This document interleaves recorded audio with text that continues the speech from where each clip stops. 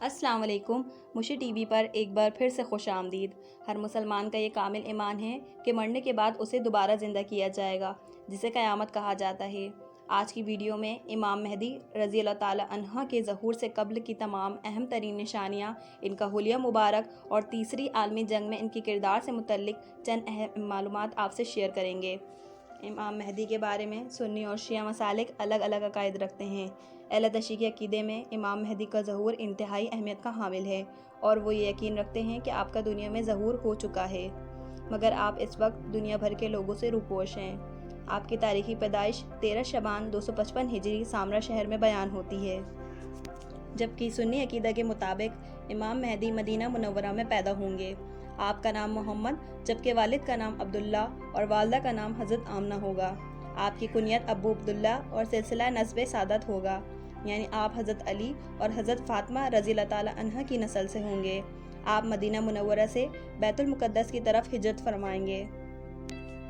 جبکہ آپ کا حلیہ مبارک سے متعلق احادیث سے ہمیں معلوم ہوتا ہے کہ آپ گندمی رنگ کے مالک دبلے شخص ہوں گے، قد مبارک درمیانہ، کشادہ پیشانی، اونچی ناک، دونوں بھوؤں میں فاصلہ، آنکھیں سرمگین، دانت مبارک چمکدار اور الگ الگ، یعنی سامنے کے دونوں دانتوں کے درمیان کچھ خلا ہوگا۔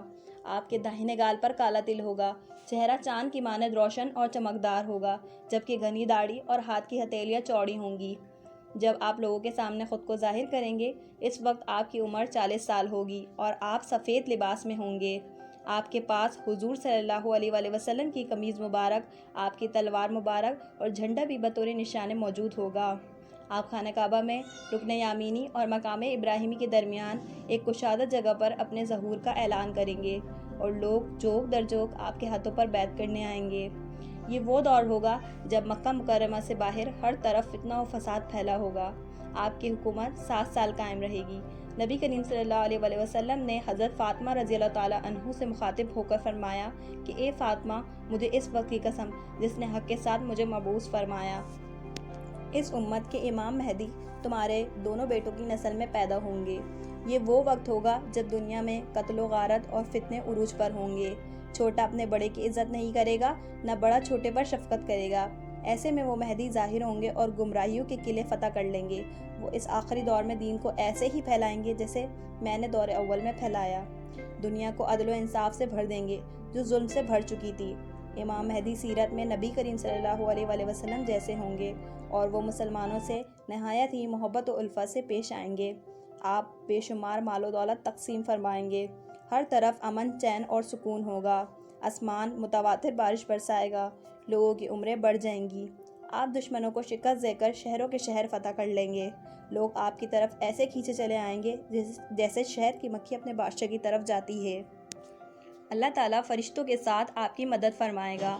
امام مہدی کے ظہور کی ایک اور نشانی رمضان کے مہینے میں 2 مرتبہ سورج گرہن لگنا ہے، جو آج کے دور میں ماہرین فلکیات کے مطابق ایک ماہ میں 2 مرتبہ ہونا ناممکن ہے۔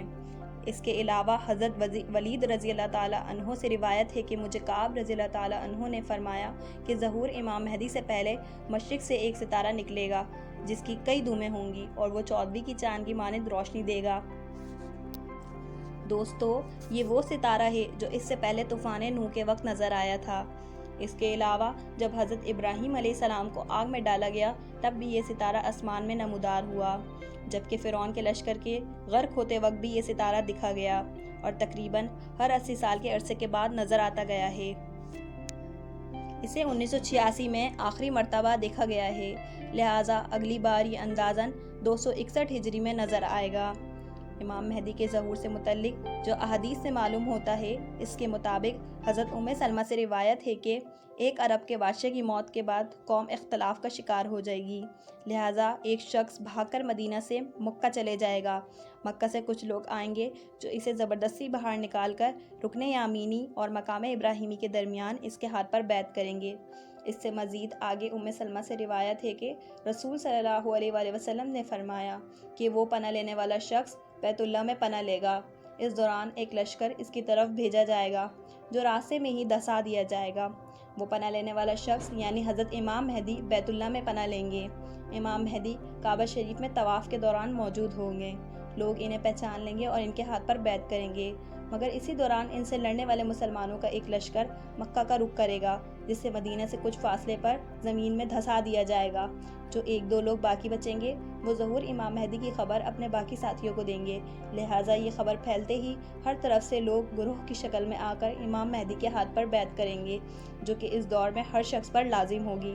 حضرت سلمان بن عیسیٰ سے روایت ہے کہ امام مہدی کے ہاتھوں میں بحیر تبریہ سے تابوت سکینہ ظاہر ہوگا، جسے وہاں سے لا کر بیت المقدس میں ان کے سامنے رکھا جائے گا۔ جب یہودی اسے دیکھیں گے تو سوائے چند کے سب مسلمان ہو جائیں گے۔ حضرت کعب رضی اللہ تعالیٰ عنہ سے روایت ہے کہ امام مہدی کو مہدی اس لیے کہا جاتا ہے کہ وہ تو رات کو اصل نسخے کو شام کے پہاڑوں سے نکال لیں گے اور وہ یہودیوں کو اس تورات کی پیروی کی دعوت دیں گے، جس میں 30,000 لوگ یعنی یہودی مسلمان ہو جائیں گے۔ دوستو، آج ہم اگر اپنے ارد گرد اور دنیا کے حالات اور واقعات پر غور کریں تو پتہ چلتا ہے کہ امام مہدی کے ظہور کی تمام نشانیاں تقریباً پوری ہو چکی ہے اور کافروں کے خلاف ایک بہت بڑی جنگ عظیم مسلمانوں کی منتظر ہے۔ تیزی سے بڑھتی افراتفری اور بھوک و افلاس، دم توڑتی ہمدردیاں، یہ سب کچھ اتفاق نہیں بلکہ اللہ پاک کے اس وعدے کے پورا ہونے کا وقت آیا ہے، جب خلیفۃ اللہ امام مہدی کا دنیا میں ظہور ہوگا اور وہ بھٹکی ہوئی انسانیت کو اللہ کا راستہ دکھائیں گے۔ ان کی قیادت میں مسلمان پوری دنیا کو فتح کر لیں گے اور ہندوستانوں کے بادشاہوں کو بیڑیوں میں جکڑ کر لائیں گے، اور اللہ اپنے بندوں کی فرشتوں کے ذریعے مدد فرمائے گا اور اس جنگ میں حصہ لینے والے ہر شخص کی مغفرت فرمائے گا۔ امام مہدی کا ساتھ دینے والے لوگ اس وقت روئے زمین پر موجود بہترین لوگ ہوں گے۔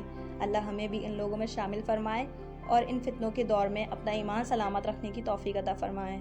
مجھے امید ہے کہ آج کی ویڈیو کافی انفارمیٹیو لگی ہوگی اور پسند آئی ہوگی۔ اگر ویڈیو اچھی لگی تو اسے لائک کریں اور میرے چینل کو سبسکرائب کریں اور کامنٹ کے ذریعے اپنی رائے دیں۔ اللہ حافظ۔